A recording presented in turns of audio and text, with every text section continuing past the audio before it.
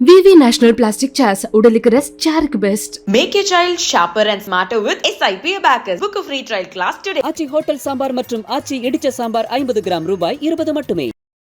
அண்ணன் ஆம்ஸ்ட்ராங்குடைய படுகொலைக்கு சரியான நீதியை பெற்றும் தருவரை இந்த மக்கள் ஓய மாட்டார்கள் அப்படின்ற பயம் அவங்களுக்கு வரணும். எவ்வளவு அயோக்கியத்தனமான பொய்யை என்னுடைய உண்மைக்கு முன்பாக உன்னால உருவாக்க வேண்டி இருக்குதுன்னு நீ வந்து உறிஞ்சிக்கணும். எவன் பின்னாடி போய் நிற்க வேண்டிய அவசியம் எங்களுக்கு இல்லை. யாரும் பார்த்து நாங்கள் பயப்பட மாட்டோம். நாங்க ஏன் பயப்படணும்? நீ எனக்கு சோறு போடுறியா? நான் ஏன் உனக்கு பயப்படணும்? நீ எனக்கு என்ன செஞ்ச? நீ எனக்கு வேலை கொடுத்தியா? நான் ஏன் பயப்படணும்? ஆம்ஸ்ட்ராங் செத்தவனே அவர் ரவுடின்னு சொல்லி எழுதுற யார்? எழுதுனது யாரு? ஆம்ஸ்ட்ராங் ரவுடின்னு சொல்லி வலைதளங்கள்ல எழுதின அயோக்கியர்கள் யாரு? முற்போக்குவாதிகள், அசல் முற்போக்குவாதிகள். அதிகாரத்துக்கு எதிராக திரள்பவர்களே நீங்க ரவுடின்னு சொல்லுவீங்களா? அப்ப நாங்கெல்லாம் ரவுடிங்க தான், வேற வழியே கிடையாது. சும்மா இந்த படுகொலையை நீ வந்து ஈஸியா டீல் பண்ணிட்டு போலான்னு மட்டும் நினைச்சிடாதீங்க, ஓகேவா? அண்ணல் அம்பேத்கர் கற்றுக் கொடுத்த சட்ட வழிமுறைப்படி நடக்கிறவர்கள் நாங்கள். அண்ணன் வந்து மாற்றத்தில் இருக்கிறாரு. எவ்வளவு மோசமா அணுகுறீங்க எங்களை. நாங்க வந்து பேசிட்டு இருக்கிறோம், சும்மா எங்களை வந்து திருப்பி வந்து ரொம்ப மோசமா வந்து நீங்க கேட்டகரைஸ் பண்றது வந்து ரொம்ப தப்பு. தயவு செஞ்சு அதை எடுத்துக்கோங்க. இது எச்சரிக்கை தான். பயங்கர பவர்ஃபுல்லான லீடர் அண்ணன் மெட்ராஸே கட்டி ஆண்டாரு. உண்மையிலேயே பல மறைமுக சூழ்ச்சிகள் இருக்கு. ஆம்ஸ்ட்ராங் மீறி மெட்ராஸ்ல ஒரு விஷயம் நடந்துராது. பயங்கரமான அண்ணெல்லாம் சும்மா வரலைங்க அப்படி இருக்கிறாங்க. செம பவர்ஃபுல்லான பர்சன்.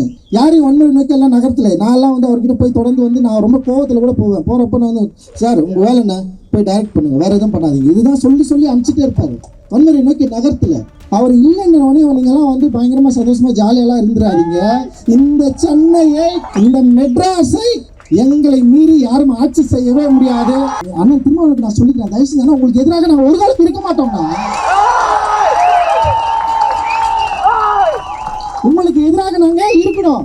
எங்களுடைய குரல் நீங்க. உங்களை நாங்கள் ஒரு காலம் விட்டுவிட மாட்டோம். உங்கள் கூட தான் நிற்போம். ஜெய் பீம்.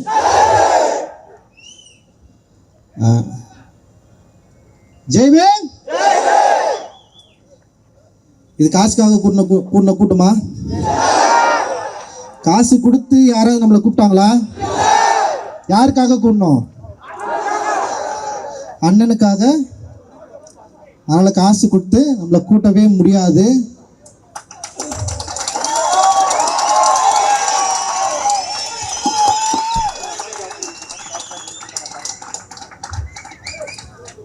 ஆக்சுவலி வந்து ஒரு 6 நாளில் இது பிளான் பண்ணோம். இவ்வளோ பேர் வந்து நம்முடைய அண்ணன்கள், நம்ம கருத்தோடு ஒன்றிருக்கிற அண்ணன்கள், ஆம்ஸ்ட்ராங்குடைய படுகொலைக்கு சரியான நீதி வேணுன்ற அக்கறையில் வந்த அண்ணன்கள், சகோதரர்கள், சகோதரிகள், எல்லோருக்கும் வந்து மிகப்பெரிய நன்றி. நீங்கள் வரலன்னா இந்த நிகழ்வு பெரிய வெற்றி அடைஞ்சிருக்காது. ஏன்னா ஆக்சுவலி வந்து எனக்கு பிரச்சனையே இல்லை. நான் நிறைய நிகழ்வுகளை பண்ணியிருக்கோம். அதில் கூட்டம் வரும் வரலன்றதை பற்றி நான் என்றைக்கும் யோசிச்சதே கிடையாது. ஒரு 10 பேர் இப்போ எப்படியும் நீலம் பண்பாட்டு மையம் எந்த நிகழ்வு வச்சாலுமே அதை ஃபாலோவர்ஸ் சில பேர் இருப்பாங்க. அவங்க வந்து என்னென்னா நிறைய பேர் வந்து தலித் அப்படின்ற ஒரு வட்டத்துக்குள்ளே மட்டும் இல்லாமல் சமூக நோக்கோடு யாரெல்லாம் வந்து நம்மளோடு சேர்ந்து இணைந்து வேலை செய்ய விருப்பம் இருக்கிறார்களோ, அம்பேத்கர் அரசியலை யாரெல்லாம் ஏற்றுக்கொண்டிருக்கிறார்களோ, சாதி கடந்து நிறைய பேர் வந்து தொடர்ந்து நம்முடைய நீலம் பண்பாட்டு நிகழ்வில் நிறைய பேர் பங்கேற்று இருக்காங்க. அந்த நிறைய கல்வியாளர்கள் அதில் வந்து இருக்காங்க. ஸோ ஆனால் வந்து இந்த மாதிரி ஒரு நிகழ்வு நடத்துகிறப்போ அண்ணனுடைய கொலைக்கு நீதி வேண்டும் அப்படின்ற ஒரு போராட்டம் நிகழறப்போ சமூக வலைதளங்களில் இது குறித்து பல கேள்விகள் வந்து கேட்கப்பட்டது, பல விஷயங்கள் வந்து வாதிக்கப்பட்டது. குறிப்பாக எல்லாரும் சொன்னது என்னன்னா கலவரம் வரும். பல முற்போக்குவாதிகள் ரொம்ப அக்கறையோடு எழுதினாங்க. என்ன அக்கறை எழுதினான்னா திமுக அரசின் மீது குற்றங்கள் நிகழ்த்துவதற்கு, அதாவது குற்றம் சாட்டுவதற்கு இந்த நிகழ்வு காரணமாக அமைந்துவிடக் கூடாது. இந்த நிகழ்வில் கலவரத்தை உண்டு பண்ணுவதற்கு வாய்ப்பு இருக்கிறது. ஆனால் கலவரம் வரும். இந்த நிகழ்வில் கலவரம் வரும், ஆனால் எச்சரிக்கையாக இருங்கள். இதை ஏன் எழுதணும்னு எனக்கு தெரியல. இந்த கலவரம் வரும் அப்படின்ற எச்சரிக்கை உணர்வு இந்த நிகழ்வுல யாரும் போய் கலந்துக்க கூடாது அப்படின்ற ஒரு எண்ணத்தில் எழுதப்பட்டதா அப்படின்ற ஒரு கேள்வி வந்து நமக்கு வந்து ரொம்ப ஈஸியாகவே வந்தது ஆக்சுவலி. ஸோ அப்படி இருக்கிறப்ப தான் நம்ம இந்த நிகழ்வை நடத்துகிறப்போ வந்து நிச்சயமாக வந்து ஒரு பெரிய ஒரு அணித்திரள் நிகழணும். அப்படி வந்தால் தான் இங்கே இருக்கிற ஆட்சி இங்க இருக்கிற ஆட்சியாளர்கள், இங்க இருக்கிற நிர்வாகிகள், இங்க இருக்கிற காவல்துறை எல்லாருமே இந்த மக்களுக்கான தேவையை அண்ணன் ஆம்ஸ்ட்ராங்குடைய படுகொலைக்கு சரியான நீதியை பெற்றும் தருவரை இந்த மக்கள் ஓய மாட்டார்கள் அப்படின்ற பயம் அவங்களுக்கு வரணும் அப்படின்றதுதான் நம்மளுடைய முக்கியமான கோரிக்கை. பயம் இல்லைன்னா அவங்க நம்மளை விமர்சிக்கவே மாட்டாங்க. ஃபர்ஸ்ட் பயம் இருக்கிறதுனால தான் தொடர்ந்து நம்மளை வந்து ஏதாவது டீகோட் பண்ணிட்டே இருக்கிறாங்க. முதல்ல தலித்துகளுடைய வாய்ஸை வந்து இவங்க யாருமே வந்து என்ன பண்ணனா அதோட தனித்துவத்தை இவர்கள் வந்து உணர்ந்து கொள்வதே இல்லை. தலித்தோட வெற்றியா இருக்கட்டும், தலித்தோட வாய்ஸா இருக்கட்டும், தலித் வந்து ஒரு இடத்துல வந்துட்டானே, தலித் வந்து அவனுடைய திறமையினால முன்னாடி வந்தான்னு சொல்ல மாட்டான். ஒன்று கோட்டாவில் வந்தான்னு சொல்றான், 8 மணி அவனுக்கு கோட்டாவால் தான் உள்ள வந்துட்டான் அப்படின்னு சொல்றாங்க. அப்படி இல்லைன்னு வச்சுக்க, அவனுக்கு பின்னாடி யாரோ ஒருத்தர் இருக்கிறான், அவனுக்கு பின்னாடி யாரோ ஒருத்தர் நிதி கொடுக்குறான், அவனுக்கு பின்னாடி ஒருத்தர் இருக்கிறான், வேற ஒரு சித்தாந்தம் வந்து அவங்கள வந்து செயல்படுத்துது, நடைமுறைப்படுத்துது. எவ்வளவு அயோக்கியத்தனமான பொய்யை என்னுடைய உண்மைக்கு முன்பாக உன்னால உருவாக்க வேண்டி இருக்குதுன்னு நீ வந்து புரிஞ்சுக்கணும். உன்னால வந்து என்னுடைய உண்மைக்கு எதிராக ஒரு உண்மையை உன்னால கொண்டு வரவே முடியல. நான் உண்மையை பேசுறேன், என்னுடைய மக்களுடைய பிரச்சனையை பத்தி பேசுறேன், எங்களுக்கான வேண்டுதலை பத்தி பேசுறேன், எங்களுக்கான விடுதலை பற்றி நாங்க பேசுறோம். அதனால எங்களுடைய விடுதலை என்ன, எங்களுக்கு என்ன தேவை இருக்கிறது, இந்த சமூகத்தில் எங்களுக்கான பாதிப்பு என்ன இருக்கு, நீதி கட்சி காலத்தில் இருந்து இப்போ வரைக்கும் எங்களுக்கு இழைக்கப்பட்ட அநீதிகள் என்ன, எங்களுடைய பங்கு அதாவது பிரதிநிதித்துவத்தை நீங்க இன்னைக்கு வரைக்கும் தராம இருக்கிறத பத்தி நான் கேள்வி கேட்கிறேன். என்னுடைய பிரதிநிதித்துவத்தை தரலன்னு சொல்லிட்டு கேள்வி கேட்டோன்னு நீ என்ன சொல்றேன்னா, உனக்கு பின்னாடி ஒருத்தர் இருக்கிறான், நீ ஒரு பிடிஎம், நீ ஒரு ஆளு, அவன் சொல்லிதான் நீ எழுதுற. டேய், நாங்க அம்பேத்கருடைய பிள்ளைகள். நான் தான் திருப்பி சொல்றேன்,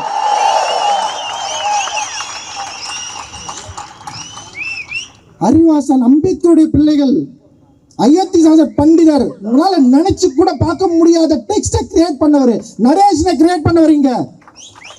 அதற்கு முன்னாடி ஜான் ரத்தினம், ரெட்டமலை சீனிவாசன், மீனம்மாள், MC ராஜா நீதி கட்சியில இருந்தாரு, சேர்ந்தாரு, அவருடைய கோரிக்கைகளை நீ நிராகரிச்ச வெளியே வந்தாரு, நீதி கட்சி விட்டு வெளியே வந்தாரு. எங்களுக்கான விடுதலை வேட்கை என்பது காலங்காலமா இருக்கு, இப்ப இல்ல. அதனால நாங்க எவன் பின்னாடி போய் நிக்க வேண்டிய அவசியம் எங்களுக்கு இல்லை. யாரும் பார்த்து நாங்கள் பயப்பட மாட்டோம். நாங்க ஏன் பயப்படணும்? நீ எனக்கு சோறு போடுறியா? நான் ஏன் உனக்கு பயப்படணும்? நீ எனக்கு என்ன செஞ்ச? நீ எனக்கு வேலை கொடுத்தியா? நான் ஏன் பயப்படணும்? என் ஓட்டு என் கையில இருக்கு, என் பவர் அது. 1 vote 1 value. Doctor Babasaheb Ambedkar சொல்லியிருக்காரு. என் வேல்யூ வச்சு நான் டிமாண்ட் பண்ணேன்னு வச்சுக்கேன், என் மக்கள் எல்லாரும் ஒன்று திரண்டு இந்த கருத்தின் அடிப்படையில் எல்லாரும் ஒன்று திரண்ட ஒரு நாள் வரும். அந்த நாள் வரப்போ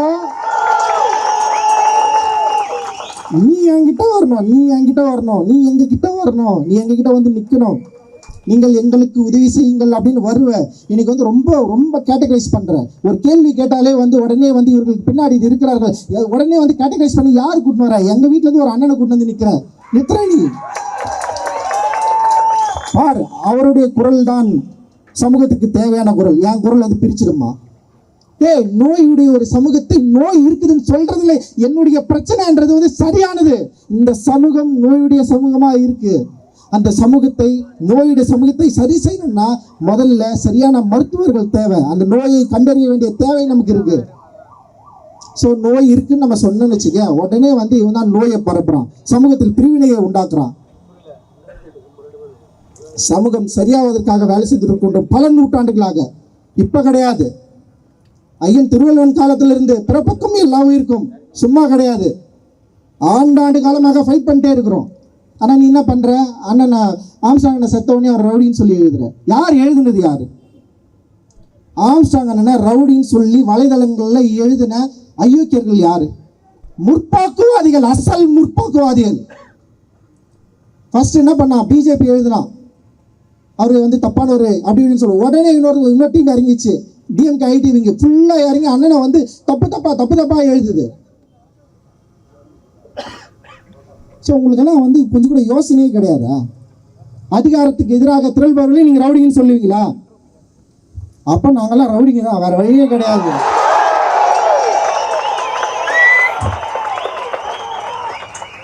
ஸோ நான் இன்னும் தெளிவாக சொல்கிறேன், காவல்துறைக்கு எச்சரிக்கையே விடுறேன். காவல்துறைக்கு எச்சரிக்கை தான். இவ்வளோ மக்கள் இருக்கிறாங்க. சும்மா இந்த படுகொலையை நீ வந்து ஈஸியா டீல் பண்ணிட்டு போலான்னு மட்டும் நினைச்சிடாதீங்க. ஓகேவா? அண்ணல் அம்பேத்கர் கற்றுக் கொடுத்த சட்ட வழிமுறைப்படி நடக்கிறவர்கள் நாங்கள். 10 லட்சம் தலித்களை ஒன்று திரட்டி வன்முறைக்கு நோக்கி நகர்த்தல அண்ணல் அம்பேத்கர். 10 லட்சம் தலித்களை திரட்டி வன்முறை நோக்கி நகர்த்தவில்லை, பௌத்தம் என்கிற அறவழியை நோக்கி நகர்த்தியவர் தான் எங்கள் ஐயா பாபா சாஹேப் அம்பேத்கர். அந்த அம்பேத்கர் வழிய, ஐயாவுடைய வழியில, அண்ணனுடைய வழியில நாங்கள் போராடிட்டு இருக்கோம். எங்களுக்கு வந்து சரியான சட்ட வழிமுறைகள் எங்ககிட்ட இருக்கு. நாங்கள் போராடுவோம். உங்களை எந்த காலத்திலையும் வந்து ஃப்ரீயாக விட்டுற மாட்டோம். அண்ணனுடைய படுகொலைக்கு பின்னால் இருக்கிற ஐயோக்கியர்களை நீங்கள் கண்டுபிடிக்காத வரைக்கும் நாங்கள் உங்களை விட சும்மா விட மாட்டோம். உண்மையிலே சொல்கிறேன். ஸோ அதனால் வந்து நீங்கள் வந்து எங்களை த்ரெட்டன் பண்ணாதீங்க. ஃபஸ்ட்டு உடனே வந்து த்ரெட்டன் பண்ணிகிட்டே இருக்குது. நீங்கள் இப்படி பண்ணக்கூடாது, அப்படி பண்ணக்கூடாது. அண்ணன் டெத்து வந்து படுத்துட்டு இருக்கிறாரு, அண்ணன் வந்து மாச்சரில் இருக்கிறாரு. எவ்வளோ மோசமாக அணுகுனீங்க எங்களை. ஆனாலும் கூட அண்ணன் வழி வந்தவர்கள் எந்த வன்முறைக்கும் மக்களை வந்து கூட்டு போகாம பயங்கரமா வந்து மக்களே வந்து வன்முறையை நாடாம இன்னைக்கு இவ்வளவு மக்கள் கூடி இருக்கிறோம். ஆனா யாருமே வன்முறை பக்கம் திரும்பாம இங்க பாருங்க எவ்வளவு அமைதியா கோரிக்கைகள் மூலமா, தேவைகள் மூலமா எவ்வளவு வந்து அறவழியில நாங்க வந்து பேசிட்டு இருக்கிறோம். சும்மா எங்களை வந்து திருப்பி வந்து ரொம்ப மோசமா வந்து நீங்க கேட்டகரைஸ் பண்றது வந்து ரொம்ப ரொம்ப தப்பு. தயவு செஞ்சு அதை நிறுத்திக்கோங்க. இது எச்சரிக்கை தான். ஸோ காவல்துறையை நாங்கள் நம்புகிறோம். காவல்துறையுடைய விசாரணை எப்படி போயிட்டு இருக்குன்னு நாங்கள் வெயிட் பண்ணுறோம். காவல்துறையுடைய விசாரணையின் மேலே எங்களுக்கு நம்பிக்கை இல்லாத பட்சத்தில் எங்களுடைய டிமாண்டுகள் மாறும். அந்த டிமாண்ட் டெஃபினட்டாக நாங்கள் என்ன முன்வைக்கிறோமோ அதை நீங்கள் செய்து தர வேண்டிய கட்டாயத்தை நாங்கள் உருவாக்குவோம். பயங்கர பவர்ஃபுல்லான லீடர் அண்ணன், மெட்ராஸே கட்டி ஆண்டாரு.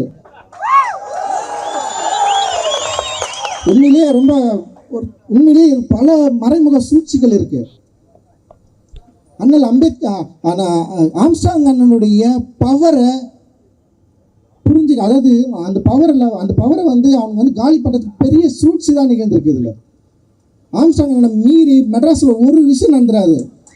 இப்போ வந்து சொன்னாங்கல்ல, பயங்கரமான அண்ணெல்லாம் சும்மா வெள்ளைங்க அப்படி இருக்கிறாங்க. செம பவர்ஃபுல்லான பர்சனு. யாரையும் வன்முறை நோக்கி எல்லாம் நகரத்தில் நான்லாம் வந்து அவர்கிட்ட போய் தொடர்ந்து வந்து நான் ரொம்ப கோவத்தில் கூட போவேன். போகிறப்ப நான் வந்து, சார் உங்கள் வேலை என்ன, போய் டைரக்ட் பண்ணுங்கள், வேறு எதுவும் பண்ணாதீங்க, இதுதான் சொல்லி அனுப்பிச்சிட்டே இருப்பார் வன்முறை நோக்கி நகரத்தில். ஸோ அந்த பவர்ஃபுல்லான லீடர் பல பேர் உருவாக்கிட்டு போயிருக்காரு. இங்கே அவர் இல்லைன்னொடனே நீங்கள்லாம் வந்து பயங்கரமாக சந்தோஷமாக ஜாலியெல்லாம் இருந்துடாதீங்க. இந்த சென்னையை,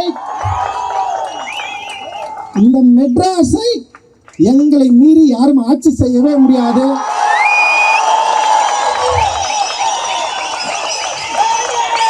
கிட்டத்தட்ட 40% மேல தலித்துகள் வசிக்கிற பகுதி இது. நாங்கள் அரசியலற்று இருக்கலாம், அரசியல் உடையவர்களாக மாறும் பொழுது, விழிப்புணர்வு அடையும் போது நாங்கள் சொல்வதை நீங்கள் கேட்டே ஆக வேண்டிய நிலைமை உங்களுக்கு வரும். இது ஒரு எச்சரிக்கை.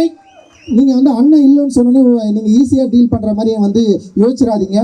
டெஃபினட்டாக இது ரியாக்ட் பண்ணுவோம், இது ரியாக்ட் ஆகுன்றத வந்து நான் இந்த இடத்துல வந்து உத்தரவாதமாக நான் சொல்லிக்கிறேன். ஏன்னா அண்ணன் சாதாரண வேலையை பண்ணலைங்க. மற்ற தலைவர்கள் போல வந்து ஆம்ஸ்ட்ராங் அண்ணன் இல்லை. தயவு செஞ்சு நல்லா புரிஞ்சுக்கோங்க. பல பேர் உருவாக்கியிருக்காரு, பல பேர் படிக்க வச்சிருக்காரு. அதை மீறி அண்ணனுடைய இறப்பில் எனக்கு சில சந்தேகங்கள் இருக்குது. அதில் என்னென்னா, அண்ணன் வந்து தீவிரமாக இந்து மதத்துக்கு எதிராக போராடியவர். நல்லா வந்து புரிஞ்சுக்கணும். பௌத்த மத மாற்றத்தை தன்னுடைய வாழ்க்கை நெறியாக உயர்த்தியவர். பௌத்த கோயிலை முதல்ல கட்டி எல்லாரையும் பௌத்தர்களாக மாற்றியவர். அப்போ நமக்கு ஒரு இயல்பாக ஒரு சந்தேகம் வருது, இதில் வேற ஏதாவது சூழ்ச்சிகள் இருக்கா? பல சூழ்ச்சிகள் இருக்கிறதா நம்ம வந்து பார்த்துட்டு இருக்கோம். ஆனால் மறைமுகமாக இந்த அரசியலை இவர் தேர்ந்தெடுத்து செய்யறது மூலமா, ஏன்னா அவர் சமீப காலங்களில் தன்னுடைய குழந்தை பிறந்ததுக்கப்புறம் தீவிர பௌத்தராக மாறினதுக்கப்புறம் வந்து நிறைய பேர் கூட சுற்றுறதே அவர் அவாய்ட் பண்ணியிருக்காரு. முழுக்க வந்து தன்னை பௌத்தராக வந்து அப்ளை பண்ணதுக்கப்புறம் வந்து அவர் வந்து நிறைய ஆட்களை கூட வைத்துக்கொள்வது கூட வந்து நிறைய யோசிச்சிருக்காரு. ஸோ அந்த பௌத்த அறநெறி அவர் வந்து தனியாக மாற்றிருக்கு. அந்த பௌத்த அறநெறி அவருக்கு பெரிய பவரை கொடுத்துருக்கு. அவர் அதை நம்பியிருக்காரு. ஆனால் அந்த நம்பிக்கை அவருடைய படுகொலை வரைக்கும் கொண்டு போய் நிறுத்திருக்கு. ஆனால் இந்த சூழ்ச்சியை நம்ம சரியாக புரிஞ்சிக்க வேண்டிய தேவை இருக்குது. இந்த கோணத்திலையும் வழக்கை காவல்துறை விசாரிக்க வேண்டும் என்பது எங்களுடைய கோரிக்கை. நீங்கள் இந்த கோணத்திலும் ஆம்ஸ்ட்ராங்குடைய படுகொலையை நீங்கள் விசாரிக்க வேண்டிய தேவை இருக்கு. ஸோ இந்த கூட்டம் இதோட வந்து அப்படியே கலைஞ்சு போயிடும் மட்டும் நீங்கள் வந்து நினைச்சிடாதீங்க. நாங்கள் திரும்பவும் சொல்கிறோம், நீங்கள் எங்களை என்னன்னாலும் பயமுறுத்தலாம். ஸோ உங்கள் கட்சியில் நாங்கள் வந்து கட்சிக்காரர்களாக சேர்ந்து எம்எல்ஏவாக ஜெயிச்ச அடிமைகள் கிடையாது நாங்கள். ஒரு மேயர் ஒரு அம்மா இருக்கிறாங்க இங்கே. நீ டிஎம்கேல இருக்கிறதுனால மேயர் கிடையாதுமா. ரிசர்வேஷன் ரிசர்வேஷன் அப்படின்ற ஒரு வார்த்தையினால் நீங்கள் மேயராக்கப்பட்டிருக்கிறீர்கள். கயல்விழி செல்வராஜ் நீங்க வந்து ஏன் ஆதி திராவிட நலத்துறை அமைச்சராக மாறினீங்கன்றத நீங்க புரிஞ்சுக்கோங்க. ஓகேவா? Reservation. Okay, doctor Baba Saheb Ambedkar வாங்கி கொடுத்த ரிசர்வேஷன் என்கிற சட்டத்தின் அடிப்படையில் நீங்க எல்லாம் மாறி இருக்கிறீங்க. எத்தனை எம்எல்ஏக்கள் இருக்கிறீங்க, எத்தனை எம்பிக்கள் இருக்கிறீங்க. ஏன் ஆம்ஸ்ட்ராங் அந்த சாவு உங்களால் வந்து பார்க்கணும் அப்படி என்ன பயம் உங்களுக்கு? நீங்களாம் ஒன்றும் தெரியல முடியாதா? நான் கேட்குறேன். நான் எப்போ இந்த பயத்திலிருந்து விடுபட போறீங்க? உங்களுடைய கட்சி உங்களை கட்டுப்படுத்துதா? நீங்க தலித்துகளுக்கு ஆதரவா பேசக்கூடாதா? தலித்துகளுக்கு ஆதரவா போராடக்கூடாதா? அப்புறம் எதுக்கு நீங்க ரிசர்வேஷன்ல நின்று ஜெயிக்கணும்? புரியல எனக்கு. அம்பேத்கர் சொல்றாரு, இந்த தனித்தகுதி மூலமாக இங்க இருக்கிற அரசியல்வாதிகள் அரசியல் ஒரு அடிமைகளை தான் உருவாக்க போகிறது அப்படின்னு சொன்னாரு. ஸோ எத்தனை காலம் இன்னும் அடிமைகளா இருக்க போறீங்க? தலித் எம்எல்ஏக்களும் எம்பிக்களும் எப்ப நீங்க மக்களுக்காக வந்து பேச போறீங்க? எந்த பிரச்சனையில நீங்க மக்களுக்கு எதிராக ஆதரவா வந்து நின்னுங்க? நீங்க வேங்க வயல் பிரச்சனைக்கு நீங்க வந்தீங்களா? இல்ல எத்தனை ஆணவ படுகொலைக்கு நடக்குது? எவ்வளவு பிரச்சனைகள் தொடர்ந்து நடந்துட்டே இருக்குது. தலித் மக்கள் எவ்வளவு இந்த 3 ஆண்டுகள் மட்டும் இல்லாம கடந்த எத்தனை ஆண்டுகளாக ஏடிஎம்கே இருக்கிறப்ப இதே பிரச்சனை, டிஎம்கே இருக்கிறப்ப இதே பிரச்சனை. ஸோ நம்முடைய பிரச்சனைன்னு சொல்லிட்டே இருக்கிறோம். ஆனால் இந்த பிரச்சனைகளை இந்த மக்களுடைய பலன்படி, ரிசர்வேஷன் பலன்படி வெற்றி பெற்ற எம்பி எம்எல்ஏக்கள் உங்களுக்கு ஒரு நாள் அது ஒரு செகண்டாவது நீங்கள் எந்த விதியின் அடிப்படையில், எந்த தத்துவத்தின் அடிப்படையில், எந்த வாய்ப்பின் அடிப்படையில் நீங்கள் எம்எல்ஏ நீங்கள் எம்பி ஆயிருக்கிறீங்கன்னு சொல்லி யோசிச்சிருந்தீங்களா? இந்த மக்களுக்காக நீங்கள் பேசியிருக்க மாட்டீங்களா? ஏன் பேசல? நீங்கள் எப்போ பேச போறீங்க? அப்ப பேசலன்னா தயவு செஞ்சு நீங்க இந்த எம்எல்ஏ எம்பி பதவிகளை ரிசைன் பண்ணிட்டு போயிடுங்கன்னு நான் சொல்றேன். இது ரொம்ப நியாயமான கோரிக்கை, ரொம்ப ஆதங்கமான கோரிக்கை. நான் ஏன் வந்து இங்க பேசிட்டு இருக்கணும்? ஸோ இதுதான். அப்போ இவ்வளவு பிரச்சனைகள் இருக்கு. அப்போ அதிகாரம் உங்ககிட்ட இருக்கு. இந்த அதிகாரம் ரிசர்வேஷன் கோட்டானால உங்களுக்கு வந்திருக்கு. அந்த ரிசர்வேஷன் கோட்டாவை பயன்படுத்தி கொண்டு நீங்கள் உங்கள் சுகமாக வாழ்க்கையை வாழ்ந்து கொண்டிருக்கிறீர்கள். ஆனால் நம்ம மக்கள் பாதிக்கப்படுகிறப்போ, நம்முடைய தலைவர் வெட்டி கொள்ளறப்போ உங்களால் வந்து பார்க்க கூட முடியல, அதுக்காக பேச முடியல, ஒரு சின்ன அறிக்கை கூட கொடுக்க முடியலன்னா நீங்கள் அடிமைகள் இல்லையா? ஸோ நாங்கள் அடிமைகள் கிடையாது. ஓகே, நான் உங்களுக்கு பயப்பட வேண்டியது கிடையாது, எங்களுக்கு பயம் கிடையாது. நாங்கள் டாக்டர் பாபா சாஹேப் அம்பேத்கர் பிள்ளைகள். நாங்கள் பயம் இல்லாமல் பேசுவோம், பயம் இல்லாமல் வாதாடுவோம், பயம் இல்லாமல் சேருவோம், பயம் இல்லாமல் இருப்போம். எங்களுக்கு ஒரு காலம் நாங்கள் வன்முறை நோக்கி நாங்கள் நகர மாட்டோம். ஆனால் சட்டத்தின் வழிபடி, ஓட்டின் வழிபடி எங்களுடைய வலிமையை உங்களுக்கு உணர்த்துவோம் அப்படின்றது தான் எங்களுடைய எச்சரிக்கை. ஸோ அதுதான். அதனால் வந்து திடீர்னு வந்து நம்ம ஏதாவது ஒன்று பேசினாலே வந்து உடனே ஒரு கதை ஒன்று கட்டி இப்படி ஒன்று பண்ணோம் அப்படி ஒன்று பண்ணோன்னு சொல்லிட்டு நம்ம அண்ணன்களே நமக்கு எதிராக நிறுத்துறது இதெல்லாம் ரொம்ப கடுமை, ரொம்ப ரொம்ப கவலையாக இருக்குது. அப்படியெல்லாம் கிடையாது. அண்ணன் திருமாவளவுக்கு நான் சொல்லிக்கிறேன், தயவு செஞ்சு உங்களுக்கு எதிராக நாங்கள் ஒரு காலம் இருக்க மாட்டோம்னா. உங்களுக்கு எதிராக நாங்கள் இருக்கணும். எங்களுடைய குரல் நீங்க. உங்களை நாங்கள் ஒரு காலம் விட்டுவிட மாட்டோம். உங்க கூட தான் நிற்போம். ஒவ்வொரு அண்ணனையும் சொல்றேன். ஆம்ஸ்ட்ராங் பகுஜன் சமாஜ் கட்சி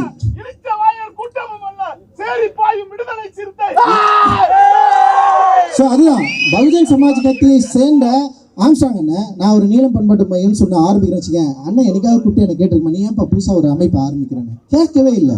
நிறைய பேர் போயிட்டு அண்ணங்கிட்ட போயிட்டு என்ன கம்ப்ளைண்ட் பண்ணியிருக்காங்க. அவர் என்ன சொன்னா தெரியுமா? எதுவுமே சொல்ல, தம்பி இருக்கட்டும், தம்பி பண்ணிட்டோம். அப்படிதான் எல்லா இயக்கங்களும். நமக்கு நிறைய தலைமைகள் தேவைப்படுது, நிறைய இடங்களில் வேலை செய்ய வேண்டியது இருக்குது, அவ்வளவு வேலை நம்ம செய்ய வேண்டியது இருக்குது. சும்மா ஒரு குரலாக வந்து ஒரு இடத்துல அப்படி நின்று நம்மளால் முடியாது. பல வாய்ஸஸ், பல டிஃப்ரெண்ட் வாய்ஸஸ். இந்த வாய்ஸ் எல்லாமே எங்கே போய் நிற்குதுன்னா அதிகாரத்துக்கு எதிராக போய் நிற்குது. அதிகாரத்துக்கு எதிராக போகிறப்ப நம்ம எல்லாரும் ஒன்று சேர வேண்டிய தேவை இருக்குது. அதனால் ஒரு காலத்திலும் வந்து அண்ணன் கவலைப்படுற மாதிரி வந்து நாங்கள் அப்படி விட்டுற மாட்டோம். உண்மையிலேயே சொல்கிறேன், நம்ம எல்லாரும் ஒன்று சேர்ந்து நிற்போம். நமக்குள்ள கட்சிகள் வேறுபட்டு இருக்கலாம், நமக்குள்ள வந்து கொள்கை வேறுபட்டு இருக்கலாம், ஆனால் நம்முடைய மக்கள் பிரச்சனையா இருக்கிறப்ப, பாதிக்கப்பட்டப்ப நம்ம எல்லாரும் ஒன்று சேர வேண்டிய தேவை இருக்கு.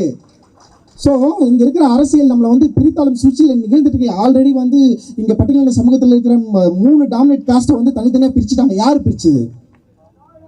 ஏன் முன்னாடி வந்து 80களில் 90களில் வந்து ஒன்றா ஆரம்பித்த கட்சிகளில் எல்லாருமே இருந்தாங்க, இன்னைக்கு ஏன் இல்லை? ஏன் வந்து இந்த அமைப்புகளில் வந்து ஒற்றுமை இல்லை? யார் பிரிச்சது? யாரு? எல்லாமே வந்து துண்டு துண்டா மாத்திட்டாங்க, பிரிச்சுட்டாங்க. நீ அவனுக்கு எதிரானில்லை, நீ அவனுக்கு எதிரானில்லை. உன்னுடைய உரிமைகளை அவன் பறிச்சுக்கிறான், உன்னுடைய உரிமைகளை அவன் பறிச்சுக்கிறான். 25-30% இருக்கிற மக்களை துண்டு துண்டா பிரிச்சு, தனித்தனியா பிரிச்சு, தனித்தனி கொள்கைகளை அவங்க கிட்ட கொடுத்து நம்முடைய ஒற்றுமையை சிதைச்சிட்டான். நம்ம ஒற்றுமையா இருந்தா 30%, 25% இருக்க மக்கள் நம்முடைய பிரதிநிதித்துவத்துடைய வலிமையை நம்மளால நம்ம வந்து எவ்வளவு பெரிய ஒரு பவர்ஃபுல்லான மக்களை நம்ம இருக்கிறோம், டிமாண்டட் கம்யூனிட்டியா இருக்கிறோம். அந்த டிமாண்ட் கம்யூனிட்டியை உடைச்சி செதறி ஸ்கேட்டரா மாறி நீ தனியாரு நீ தனியாரு நீ தெரியாரு சொல்லி நம்முடைய ஒற்றுமைக்கு பெரிய ஒரு விலையை பேசி இன்னைக்கு வந்து தனித்தனி குழுக்களா தனித்தனி அமைப்புகளா இருக்கிறப்போ அட்லீஸ்ட் பிரச்சனைகள் அடிப்படையில் நம்ம எல்லாரும் ஒன்று சேர வேண்டிய தேவை இருக்கு. அந்த தேவையை இருப்பவர்கள் உடைப்பதற்கு பல காரணங்கள் இருக்கு. சும்மா எப்ப பார்த்தாலும் வந்து பிஜேபிக்கு எதிரானவர்கள் நாங்கள். நான் தான் சொல்றேனே, பிஜேபியின் அடிப்படையான RSSக்கு எதிராக உதித்தவர் பாபா சாஹேப் அம்பேத்கர். RSSக்கு எதிராக நாக்பூரிலேயே மிகப்பெரிய களம் கண்டவர் பாபா சாஹேப் அம்பேத்கர். முதல்ல நல்லா புரிஞ்சுக்கோங்க.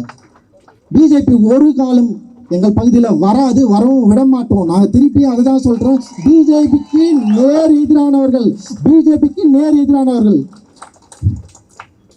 சும்மா எங்களை வந்து இதுக்கு பின்னாடி அவன் இருக்கிறான் இவன் இருக்கிறான் இங்கே வந்து ஒற்றுமையை குலைக்க பார்க்குறான் அப்படிலாம் கிடையாது. எங்களுடைய டிமாண்ட் இது, எங்களுடைய பிரதிநிதித்துவம் இல்லை. இங்கே ஒரு ஒரு அண்ணன் கொலை செஞ்சு இருக்கிறார் மாச்சூரில், அவர் படுக்க வைக்கிறார், அவர் நல்லடக்கம் செய்கிறதுக்கு ஒரு இடத்த உங்களால் உருவாக்கி தர முடிஞ்சுதா? என்ன நீங்கள் சமூக நீதி மாடல் எனக்கு தெரியல. உங்களுக்கு தெரியாதா? ஆம்ஸ்ட்ராங் அண்ணன் என்ன வேலை செஞ்சார், யார் வருன்னு சொல்லிட்டு இவ்வளோ மக்கள் வந்து திரண்டு இருக்கிறாங்க, இவ்வளோ மக்கள் அமைதியாக போராடுற ஒரு போலீஸ்கார் சொல்கிறாரு எங்களுக்கு தெரியாது ஆம்ஸ்ட்ராங் அண்ணன் டெத்தில் இவ்வளோ மக்கள் வருவாங்க, தெரியாமல் நீ ஏன் இருக்கிற? எனக்கு தெரியல. எனக்கு அப்போ எங்களை பற்றி உங்களுக்கு கவலை இல்லை, எங்களை பற்றி நீங்கள் தெரிந்து கொள்ள மாட்டீர்கள், நாங்கள் யாருன்னு உங்களுக்கு தெரியாது. அப்புறம் நாங்கள் ஏதாவது ஒரு டிமாண்ட் வச்சா உங்களுக்கு நாங்கள் இங்கே இருக்கிற அரசியல் கட்சிக்கு எல்லாத்துக்கும் எதிராக பேசுகிறோங்க. எல்லா கட்சிகளும் எங்களை ஏமாற்றி இருக்கிறார்கள், அதுதான் உண்மை. காங்கிரஸில் இருந்து அந்த மாற்றுக்கு வந்து புதிய நீதி கட்சிக்கு வந்தோம், நீதி கட்சியிலிருந்து அப்படியே வந்து என்ன பண்ணுறோம், திராவிட முன்னேற்ற கழகம் வரப்போ அங்கே வரோம், அங்கிருந்து ஏடிஎம்கேக்கு போகிறோம், ஏடிஎம்கேலேருந்து திரும்ப டிஎம்கேக்கு வரோம். மாறி மாறி மாறி எங்களுடைய ஓட்டு யாருக்கு கிட்ட இருக்கு, எங்களுடைய ஓட்டு வங்கி யார்கிட்ட இருக்கு, யாருக்கு நாங்கள் போட்டுருக்கிறோம்? ஏடிஎம்கே டிஎம்கே 2 கட்சியும் தானே மாறி மாறி மாறி போட்டுட்டு இருக்கிறோம். நீங்கள் எங்களுக்கு என்ன செஞ்சீங்க, என்ன செஞ்சுட்டு இருக்கிறீங்க? அப்போ ஒரு தலைவர் இறந்த உடனே அந்த தலைவரை ஊருக்கு வெளியே புதைக்கிறது தான் உங்களுடைய திட்டமா? இப்போ நாங்கள் டிமாண்ட் ஒன்று வைக்கிறோம், அந்த தலைவருக்கு மணிமண்டபம் சென்னையில் கட்டணும். உங்களால் முடியுமா? நீங்கள் சொல்லுங்க. நீங்கள் ஓகே, தலித் மக்களுடைய இவ்வளோ மக்கள் திரண்டு வந்து ஒரு கோரிக்கை வைக்கிறாங்க, ஆம்ஸ்ட்ராங் அண்ணனுக்கு இங்கே சென்னையிலே ஒரு மணிமண்டபம் நாங்கள் கட்டணும்னு விரும்புகிறோம். கட்டுறமா வேணுமா வேணாமா? வேணுமா வேணாமா? சரி, திமுக அரசிடம் முறையாக கோரிக்கை வைக்கிறோம். சமூக நீதியின் மேல் பற்றுள்ள திமுக அரசு அண்ணன் ஆம்ஸ்ட்ராங் அவர்களுடைய மறைவை ஒட்டி அதற்கு பிறகு நடந்த சில விஷயங்களை நாங்கள் மறப்பதற்கும் தயாராக இருக்கிறோம். நீங்கள் முடிந்தால் இதை நீங்கள் வந்து எங்களுக்கு வந்து ஒரு சப்போர்ட்டிவாக மாற்றுறதா இருந்தால் அண்ணனுக்கு மணிமண்டபம் சென்னையில் நீங்கள் கட்ட தயாராக இருக்க வேண்டும், எங்களுடைய வேண்டுகோள் இது.